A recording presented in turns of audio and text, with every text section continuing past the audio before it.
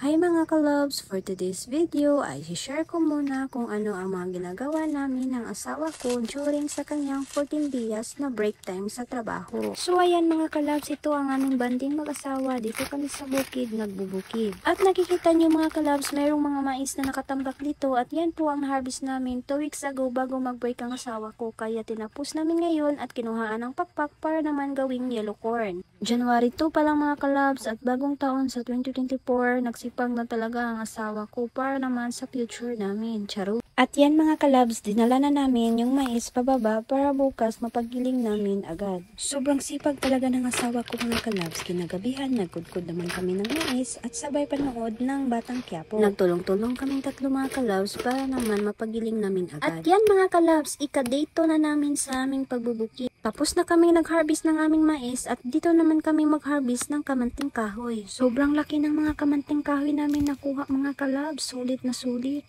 Pero mahirap talaga magbunot ng kamanting kahoy mga kalabs. Yung magbira-bira bitaw nga gahi kayo ibton mga kalabs. Ito lang po yung nakuha namin kamanting kahoy mga kalabs dahil ang hirap palang bungutin mga kalabs. At dahil dapit hapon na mga kalabs, nag-relax muna kami bago bumaba. Napaka-fresh air talaga ang buhay bukid mga kalabs. Kung gusto mong mag-relax at mag-peace of mind, legit na legit mga kalabs at preskong-presko talaga ang hangin. At yan mga kalabs, bumaba na kami sa bukid at yan po ang aming dito sa aming pagbubukid. At nakita ko talaga yung pagod ng asawa ko dahil sa pagbugnot ng kamanting kahoy at ang hirap hatakin kaya maaga kaming bumaba. At nag-relax muna kami dito mga kalabs at napag-usapan namin na kailangan talaga na magsaka kami ng 2 tao para magbugnot ng kamanting kahoy. Dahil marami-rami pa at kukunin na bukas ng aming bayan. At may part 2 ito mga kalabs at tangi.